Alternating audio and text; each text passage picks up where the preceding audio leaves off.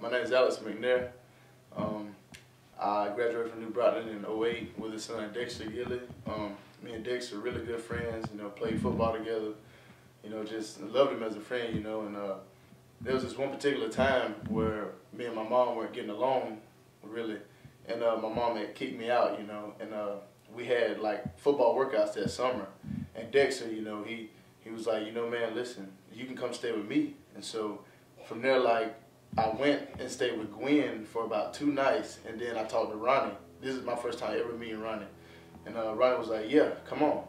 And ever since that day, I mean, man, it did a lot for me because, at the age of 10, my dad died. So I really didn't have that father figure, and when Ronnie stepped in, it really hit me like hard because, I mean, he cooking for me, like all of this, showing me love, like, I mean, it did a lot for me, And at that time, we were struggling, it just with everything, just emotionally, physically, just everything. And, Ronnie took me in, and it really boosted my self-esteem, the way I thought about myself, the way I went about school, the way I dressed, I mean, just everything in general, So, I mean, the Ronnie Gilley that everybody sees in the press and all of this and all of that, that's really not Ronnie. Ronnie is loving, caring. He'll do anything for you if he can. That's the bottom line. Like, it's just, I mean, I don't know. Just, Ronnie, the Ronnie I know is the greatest guy you could ever want to know, Just meet him, and it's just a warm welcome, It's not no negative vibe on it, no anything. Like, you just automatically connect to him and just, understand where he's coming from, He's real, like, it's either going to be this or it's going to be that. It's no in between. Like, that's exactly how it is with him. And I mean, I've taken that a long way, like, through me going to college now and all that kind of stuff, If I probably wouldn't have met Ronnie Gilley, I probably really wouldn't even be in college nowhere because, I really wasn't even looking at school the way he wanted me to look at it. He was like, trying, get up early, eat a balanced breakfast, get to school, study, do everything that you need to do to succeed, because without an education, you're not going to get nowhere.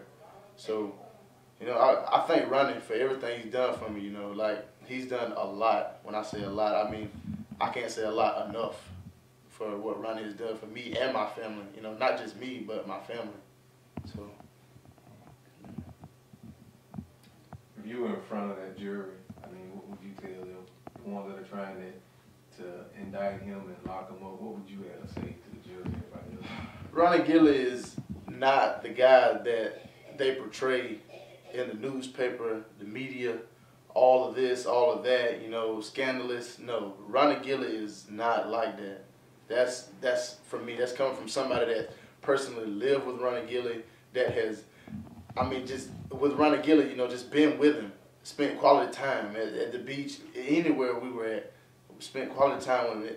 That's not Ronnie. Ronnie, no, I couldn't even fathom Ronnie even, doing stuff like that. That's not Ronnie. That's what I tell him.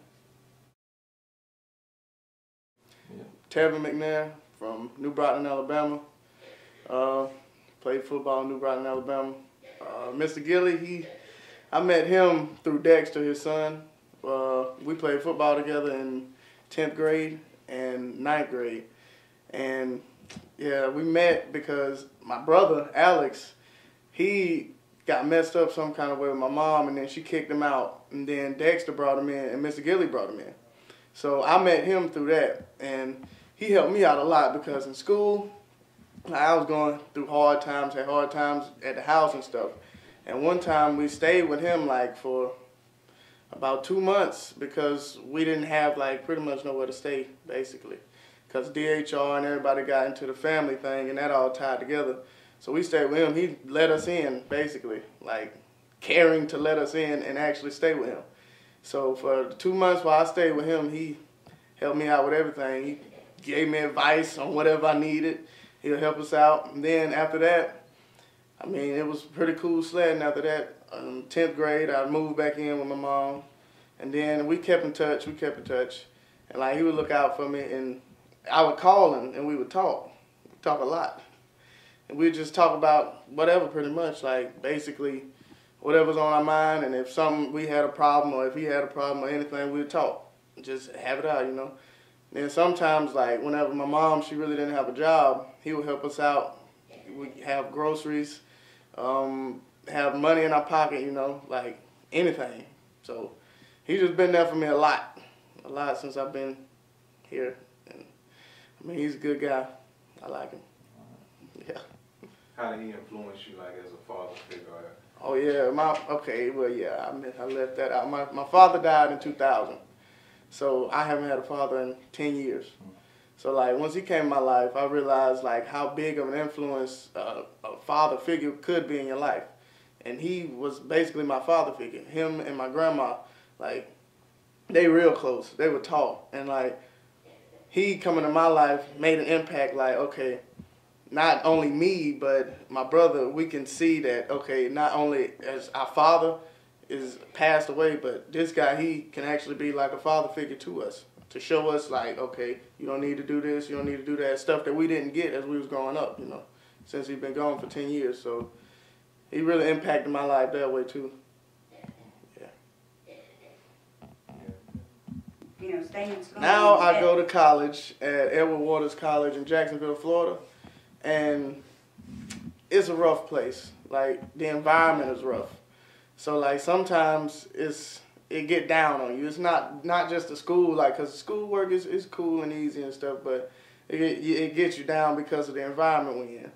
And I talked to him last night, as a matter of fact. Last night he was asking me about the school, and I told him. And he was like, stick to it. Just stick to it. Don't quit. Don't stop going to school, because if you stop, once you stop, you're gonna realize that you should have stayed in school. So that is a big thing. Like that's actually the truth. Yeah. It's definitely the truth. How do you feel about them charging him and trying to put him in jail? Man, people don't know him. That's what it is. You got to get to know him. Oh, you see this stuff on the TV, all this back and forth, tit for tat, all that stuff. If you meet him and know him, he's a good person, great heart. He'll help anybody he can, caring. I mean, that's basically what it is. Don't nobody know him. That's why everybody trying to put him down. That's what I think. That's what I know.